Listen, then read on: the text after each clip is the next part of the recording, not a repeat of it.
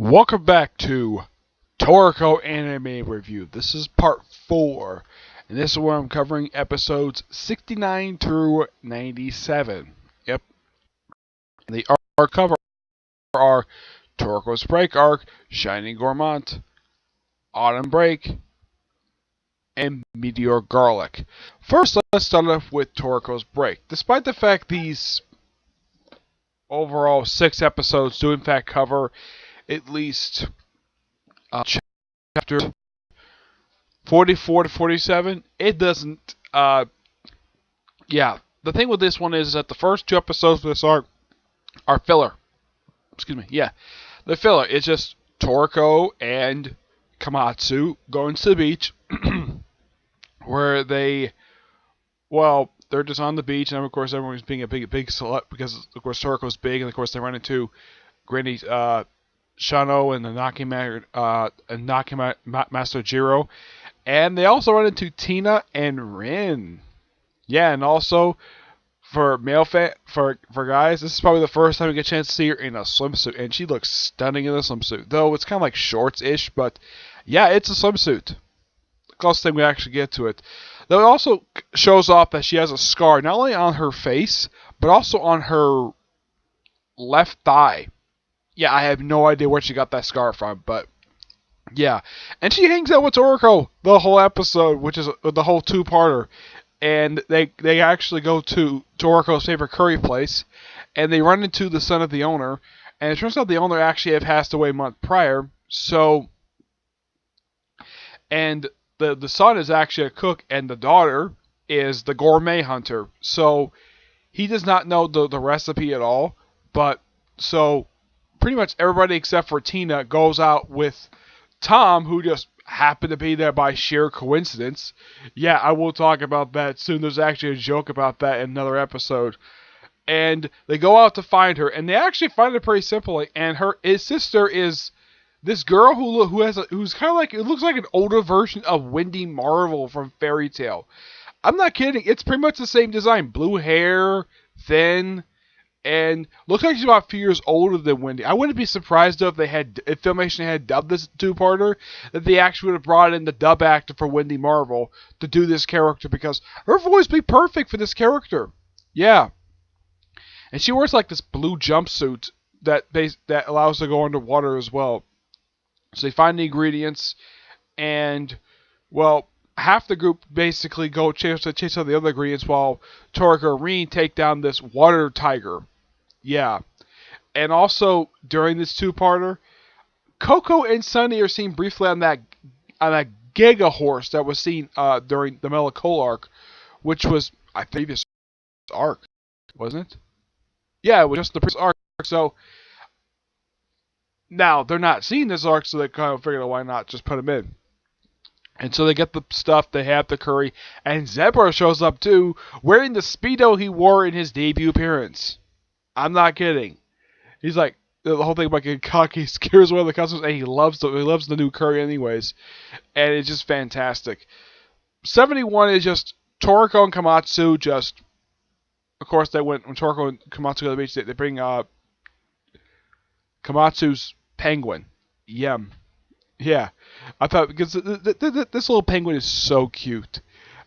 I would not be surprised if there's toy figures of this thing, and probably so like crazy as how cute this thing is, along with pretty much all the rest of the animals that they have in the series. So with this one, they go to a bar which serves hamburgers, and the person for this place is a G1 robot not associated with the Gourmet Corps, but it's basically a female robot and serves some food. And just by sheer, and this is something really odd. Yeah, they're in the bar for a little while, and all of a sudden Toriko hears a familiar voice, and it's Starju from the Gourmet Corps, who I later found out a little research that Toriko finds out later on this guy is actually twin brother. Yeah, and he does kind of look like Toriko. And apparently his outfit is simply like a blue, it's like a purple button-up t-shirt, partially open, purple pants, and he's got a scar across his right side of his face. Yeah, that's the guy's appearance. And according to him, he says Toriko is not ready to take him on yet. Which I do agree, he's not ready yet. Let's see what. Oh yeah, next one is the one where they go, and this is if you see if you look on the Wikipedia page, the Wiki page, it shows like this temple, which they do go back to it later, by the way. Yeah, it's just a little fun little episode of them going to the temple, just going to a festival with.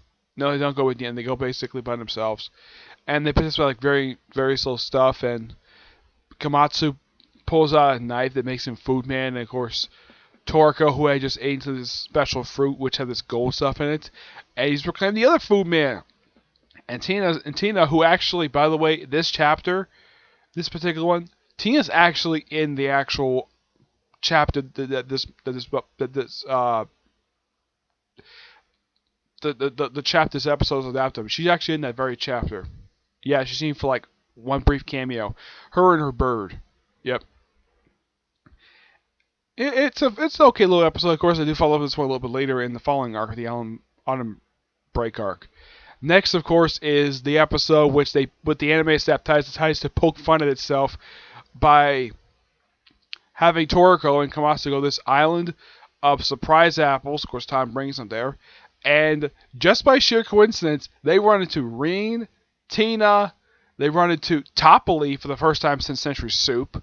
They also run into Zangu, first time since Melacola, him and his two guys, once they broke out of a jail thing. I'm trying to think, who was anybody else? No, that's it. They run into everybody, and Toriko mentioned like, man, almost everywhere I go, I run into a bunch of people I know. And for Rin, this is actually her second appearance in this arc, and she's actually not in the chapters that this arc does that from for episode 71, 74. Yeah, she's not in any of those arcs.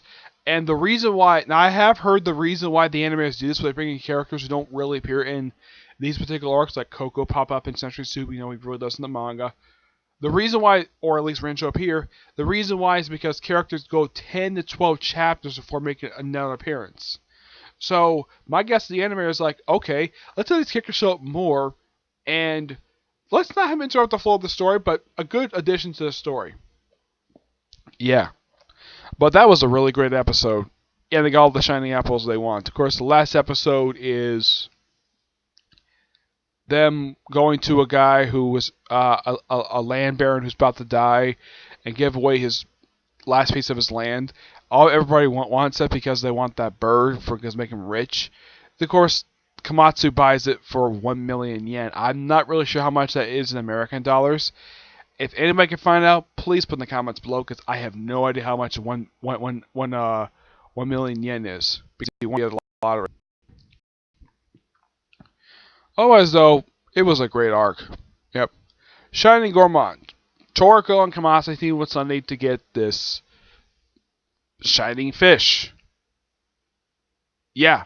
And this also arc introduces Queen, Sunny's pet, his animal partner. Yep. And this is a mother snake, and this thing is huge. You never see the thing's tail.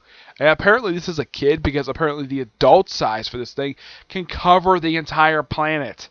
I'm not kidding. I'm like, and Sunny explains he actually found this thing in the gourmet world while he was training. Probably by the sense he also introduced the whole thing of intuition, which Toriko picks up on, and of course this layer plays a part in Meteor Garlic arc. It's a fun little story, but the arc itself only covers like 48, 140, 155, and it only covers in the anime roughly like 5 episodes.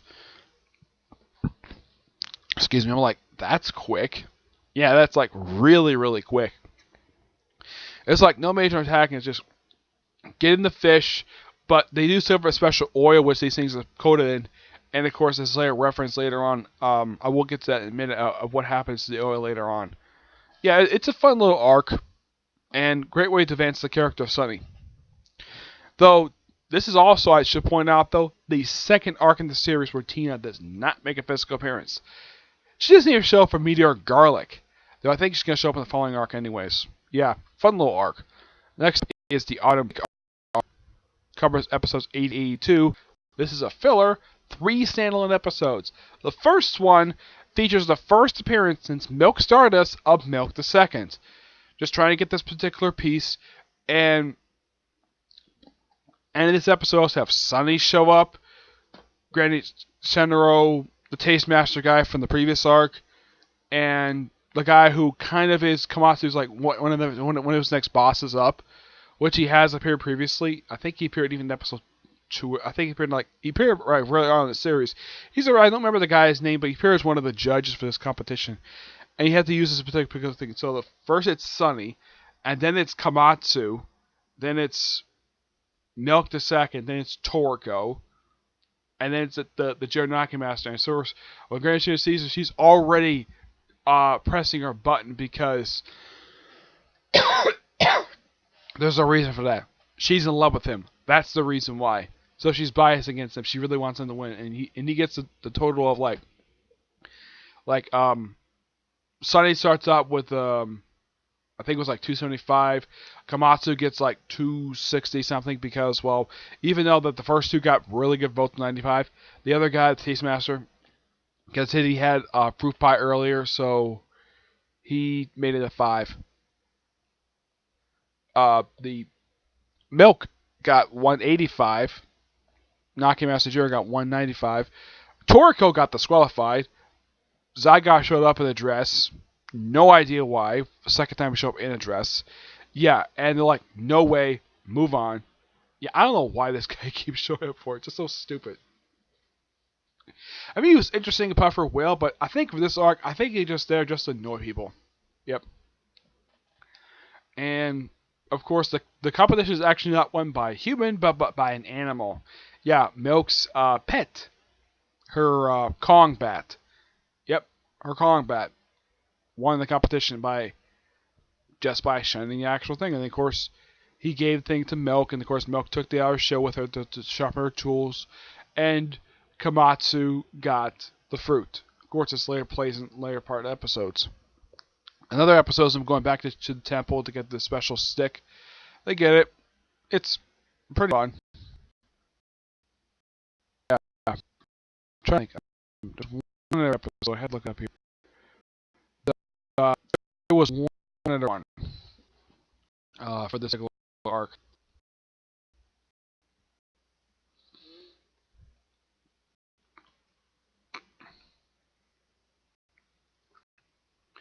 I'm trying to think of one other episode for this arc I'm maybe forgetting. I'm not really sure. I'm trying to look it up here.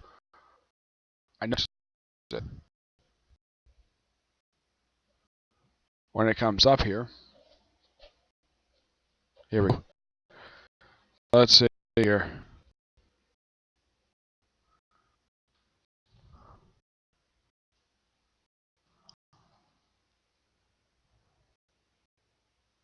Okay, yeah. Almost forgot this one. This is the one where you have Toriko, Komatsu, Sunny, and Coco working with their animal partners, Queen, Kiss, Terry, and Yen, to get this special fruit. Of course, they later share with these, looks like flying pig sheep. Not kidding. That's what these things look like. Also, I gotta point out though, Yen helped them find the special sweet that they were going to develop, and the reason why they're asking to help them with this because they ran out and they didn't know how to get them, and this thing was a favorite of wild beasts and insects, and it wasn't Toriko or Komatsu who found it. It was Yen, the cute little penguin. Which I thought was really hilarious, the fact that he's the one who found it, and he's also one who helped basically found this fruit they were looking for, and they all ate it. It was a fun little story, seeing all, like, almost everybody in the series, with the exception of Tina, who has a pet, who is a regular character, and seeing all of them work together in the same episode, it was nice. Though when they introduced Queen, Toriko and Komatsu actually rode on top of its head. Her head. Yep. Now, the last set of episodes is the Meteor Garlic arc. This one covers episodes 83 to 97, covers chapters 156 to 173. But here's the thing. It takes a while before it gets to Meteor Garlic. I mean, you have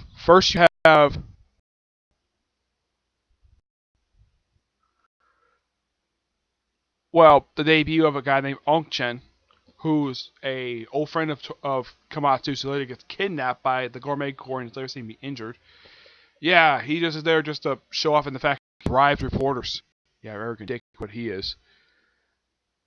Another episode is next episode is them is Toriko and Coco open up a treasure chest. They try to find their kids.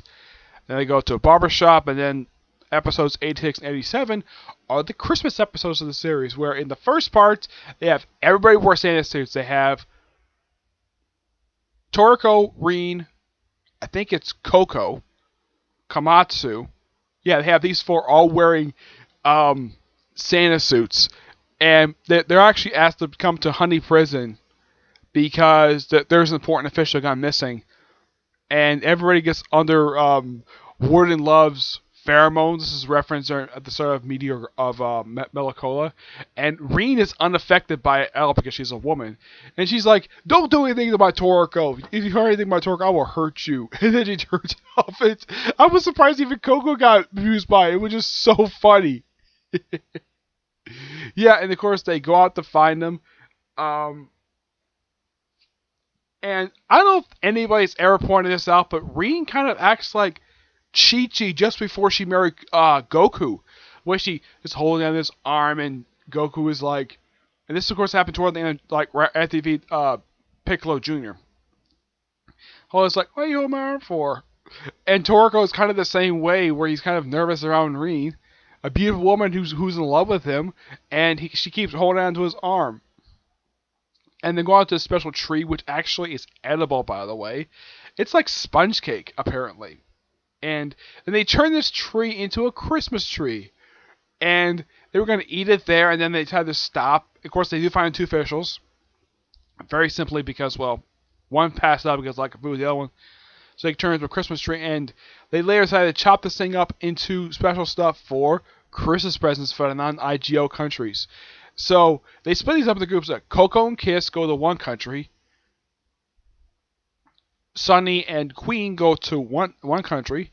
Toriko writes Terry with Rin, who decides to go with them because, well, everybody knows she's in love with him. So she decides to go with him. Of course, they all change their Santa suits. Of course, Sunny's wearing pink now. Rin is still wearing pretty much the same outfit, a slightly different one, more a womanized style one. Toriko's wearing orange one. I think Komatsu's wearing green. So Sunny has no problem getting the food to people, and he even does this really awesome thing with his hair where he turns to a giant Christmas tree, and all the kids love it. Sunny, of course, uses fortune telling, and he sees a little girl with a little doll, and he sees her, gives a little fortune, and says, "You have a bright future ahead of you," which clearly does something, but who knows? And this episode, yes, it is adapted from a chapter in the manga, where it's all Christmas stuff. I thought this was really nice for the animators to do, to give everybody a Christmas episode. And I'm looking it up. Yeah, the episode where they give presents out, this actually aired back in 2012, at least 2 days before Christmas. Awesome time to do this one. Yep, got praise the animators to do that. And of course, Toriko and Rin had a little problem finding where they're supposed to go. First, they save a kid from a bioweapon spider, and they go and find them. Of course, everybody's like so hungry, and then they show up and they give all nice food. Of course, and of course, because in the Japanese they call him Santa-san. Yeah, I thought this was so neat. Of course, Manson and Komatsu go to their country. Of course, Komatsu tends to also cook some food. The kids love it. This was, of course, an awesome episode to actually have. Yep. It's not from 88 to it's 96. Yeah, 88, 96. We have the actual Meteor Garlic stuff. We have Komatsu, Coco, and Toriko going to the Jaguar Kingdom, go to this casino, and they go to the kingdom, and they run into Match. First time anybody's seen this character since Century Soup. So it's been a while since anybody's seen him. So they agree to work together. Of course, they see some legal arrangements a little later along the way. And they go to this and they start gambling. I think the whole point of this arc is just the characters just having fun at a casino. Though it kind of reminds me of the film One Piece Gold, where the characters go to the casino and they gamble a lot. Though they actually lose their money. Here, they actually don't lose anything at all. They actually do win. And the guy who runs the casino is also a chef named Libear, who's also the underworld, who's also the leader of the underworld cooking. Yeah. And they play this like game of like matching cards, where you match cards, you eat them, cook and eat them. And I thought this was really ingenious what they did. They have Coco picking the cards, Toriko eating the food, and of course Komatsu cooking the food. This was by far an ingenious idea. So that Coco doesn't have to eat everything himself. And of course, Match is the dealer. Awesome. Who better? And they go back and forth. This is a really interesting, and some of the most interesting stuff you see in the show. And some of them were some illegal, like electric banana, whiskey, and the last thing was a poison potato. And of course, Libear, like initially, he didn't want to eat it, so later on Toriko ate it, and Tomatsu, he removed most of the poison from it. And Toriko was here no problem, but thanks to stuff he ate beforehand, he was able to survive the thing no problem. And of course, also increases power as well. And also, apparently, eating this poison potato made him immune to poison. Yep. And then they finally meet, and they go to this, after they defeat Libear, and they put in like this poison this prison thing.